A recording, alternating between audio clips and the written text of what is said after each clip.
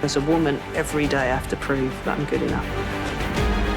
If everybody were outraged, that would be the most inspiring thing.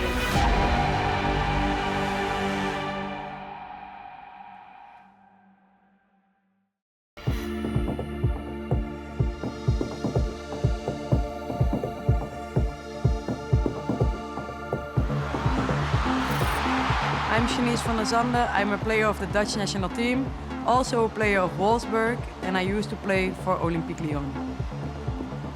Sexism definitely still exists, but I think it's getting better, so people has more respect for us, but it still exists in the football, yeah, I think so.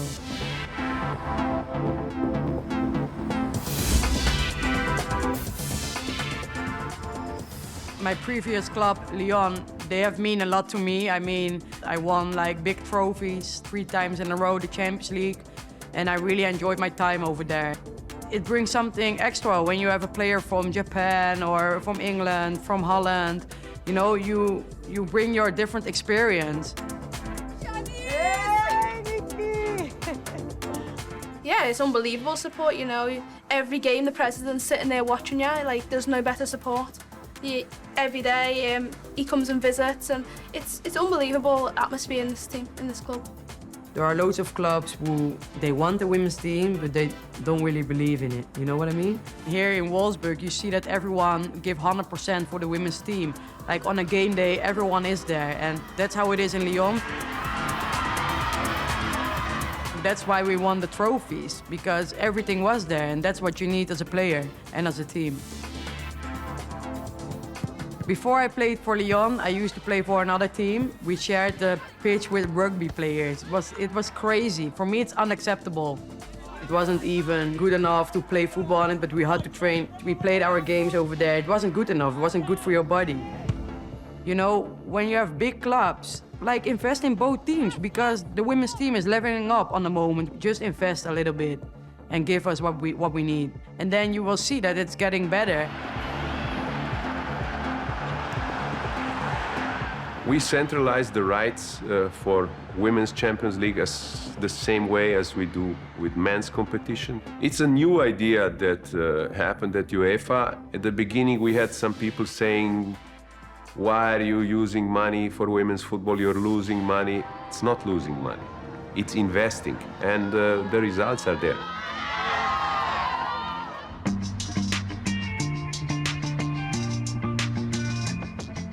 I'm gonna meet some girls who actually had some problems with sexism, and I like to help because some girls think they are in this game alone, but we are here together, you know, because we probably have the same stories.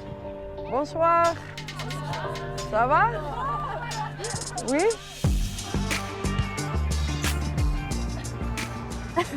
Les débuteuses.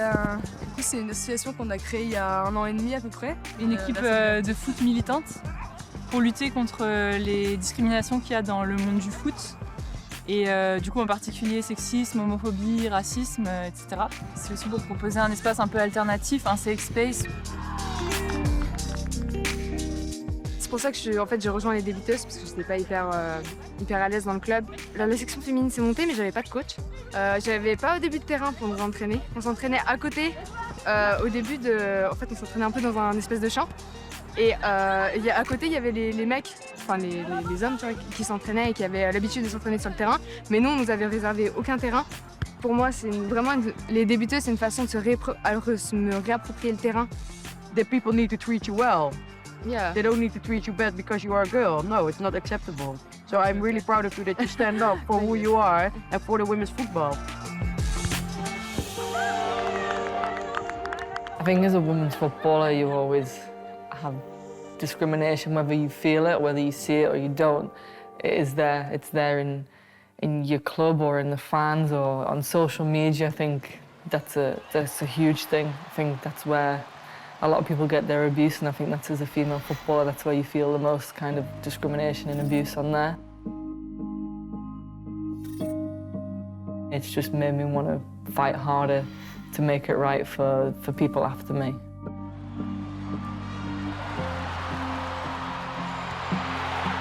During the World Cup, I got a lot of comments. People said like, oh yeah, you look like a man. Oh, you're not a man. You can't play no women's football. Then it made me really sad.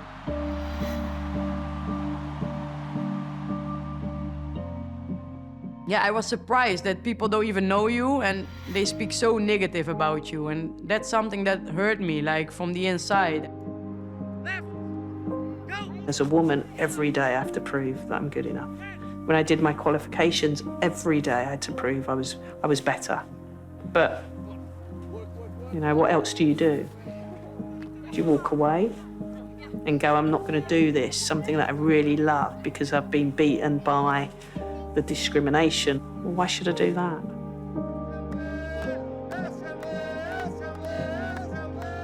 Of course, for women, the opportunities are not the same.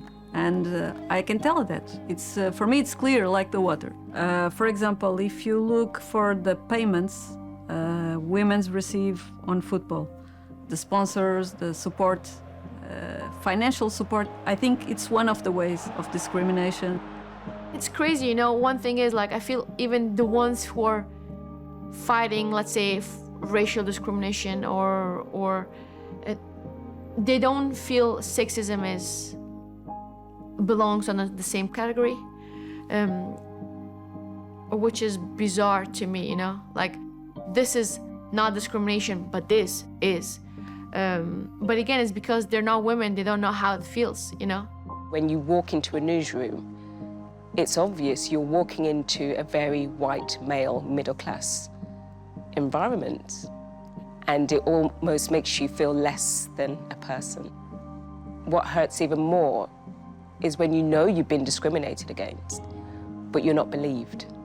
But I saw a quote, it was actually on social media, and it just resonated with me.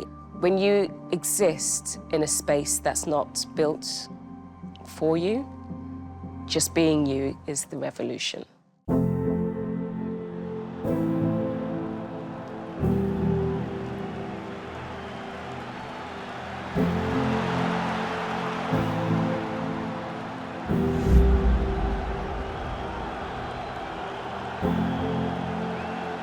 It's an all-female refereeing team.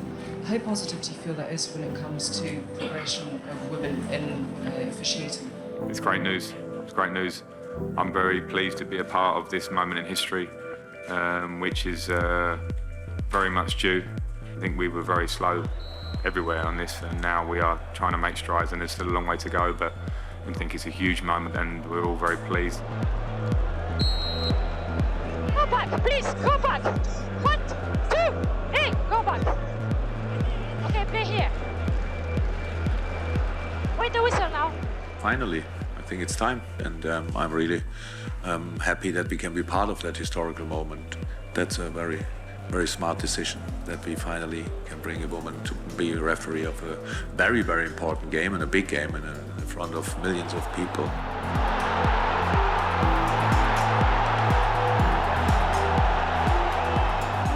Je pense que mes performances sur le terrain et le fait de me voir sur des matchs masculins vont faire bouger des lignes.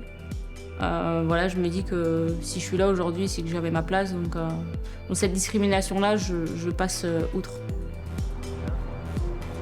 Did you do a good job? Yes, you did. And not because he's a woman, no, just because he's a good referee. That is the point. If we look at it like that, then we're getting somewhere. It is starting to change. We're starting to see, you know, a group of even just parents treat their kids differently, and then those kids will grow up in a world where things are more equal. Because I feel like now there's still a lot of sexism in sport, and just the way people, you know, view women's athletes versus male athletes, or the whole conversation around it. So I think this generation is starting to understand that it's like socially unacceptable to be sexist.